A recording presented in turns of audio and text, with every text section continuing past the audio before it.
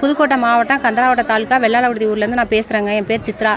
நாங்கள் இங்கே நான் வெள்ளாளவிடுதியில் வந்து ஆதி திராவிடத்துலேருந்து நான் பேசுகிறேன். இங்கே 5 குடும்பத்துக்கு வந்து எங்களுக்கு வந்து செத்து போகிறதுக்கான ஒரு வழி இல்லை. 6 வருஷமாக நாங்களும் போராடிக்கிட்டு இருக்கிறோம். எங்கள் ஊர் தலைவர்கிட்ட சொன்னோம், எடுத்து விட்றேன் அப்படின்னு சொன்னாங்க, எடுத்து விடலை.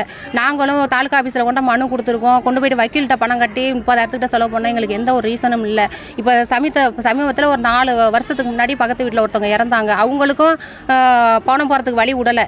போனாங்க, காட்டுக்கு போயிட்டு வரதுக்குள்ளேயும் முள்ளை எடுத்து போட்டு அடைச்சிட்டாங்க. இப்போ ஒரு அண்ணன், எங்கள் பக்கத்து வீட்டு அண்ணன் ஒருத்தர் இறந்துட்டாங்க. அவங்களுக்கு வழி விட மாட்டேங்கிறாங்க. சுற்றி வர ஆலப்பிளாக்கு செவர் வச்சுக்கிட்டு ஆக்கிரமிச்சுக்கிட்டு எங்களுக்கு வழி விட மாட்டேங்கிறாங்க. இதே மாதிரி எங்களுக்கு தடவைக்கு தடவை இவ்வளோ பிரச்சனை பண்ணினாக்க நாங்கள் 5 வீட்டுக்காரங்களும் எங்கே போகிறது? நாங்கள் என்ன பண்ணுறது? எங்களுக்கு விடிவு காலம் இதுலேருந்து எப்போ கிடைக்க போகுது? நாங்கள் என்ன பண்ணுறது? நாங்கள் எங்கள் தலைமுறைக்கு நாங்கள் போயிடுவோம். எங்கள் பிள்ளைங்க காலத்தில் நாங்கள் வீடு கட்டி வச்சுருக்கிறோம். எங்கள் பிள்ளைங்க இந்த வீட்டில் இருந்துக்கிட்டு வர வழி இல்லாமல் சிரமப்பட்டிருந்தாக்க நாங்கள் என்ன பண்ணுறது? இதுக்கு வந்து தமிழக அரசு, இந்த ஊரில் உள்ளவங்க எல்லாரும் சேர்ந்து எங்களுக்கு ஒரு முடிவு கட்டினா ஓகே தான். இல்லை அப்படின்னாக்கா நாங்கள் 5 வீட்டுக்காரவங்களும் இந்த இடத்துல நாங்கள் எங்கள் வீட்டில் ஒரு டெத்து விழுந்தாக்க நாங்கள் இதுக்குள்ளே இருந்து நாங்கள் மடிஞ்சு இங்கே வீட்டுக்குள்ளே போட்டு எரிக்கட்டும் எங்களை.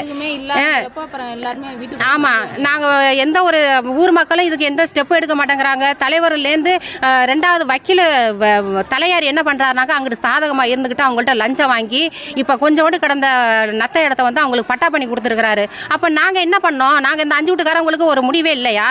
கொஞ்சோண்டு நாங்கள் என்ன கேட்குறோம்? சொத்து சோகத்தை எல்லாத்தையுமே கேட்குறோம். ஒரு 2 ஆள் போகிற மாதிரி வழி தானே கேட்குறோம். ஒரு செத்து போனாக்க ஒரு நல்லது கிடத்துக்கு 2 ஆள் நடக்கிற மாதிரி ஒரு வழி தானே கேட்குறோம்.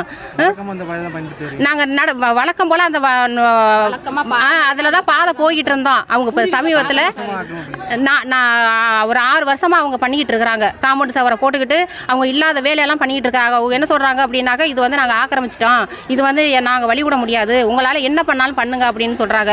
அதுக்கு தகுந்த மாதிரி தலையாரி வந்து அவங்களுக்கு சப்போர்ட்டாக இருக்கிறாரு. இதுக்கு வந்து முழு காரணம் எங்கள் வீட்டில் பக்கத்து 2 வீடு தள்ளி குமரசாமி, சீனிவாசன் அவங்க குடும்பத்தாளுக தான் அவ்வளோ பிரச்சனை பண்ணுறாங்க. இதுக்கு வந்து தமிழக அரசு எந்த முடிவு எடுத்து எங்களுக்கு நல்லது பண்ணாலும் ஓகே தான்.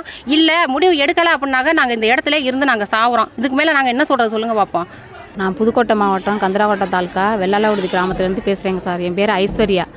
எங்களுக்கு கடந்த 5 வருஷ காலமாக இதில், ஆனால் அதுக்கு முன்னாடி போய்கிட்டு வந்துக்கிட்டு இருந்த பூர்வீக பாதை இது.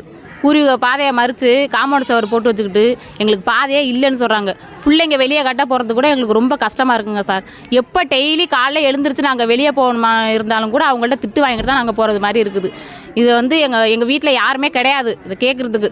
எங்கள் வீட்டுக்காரெலாம் வெளியில் இருக்கிறாங்க. எங்கள் மாமனாரே எங்கள் மாமியாக தான் இருக்கிறாங்க. எங்கள் பக்கத்து வீட்டில் எங்கள் அண்ணன் ஒருத்தர் இறந்து போயிட்டார்.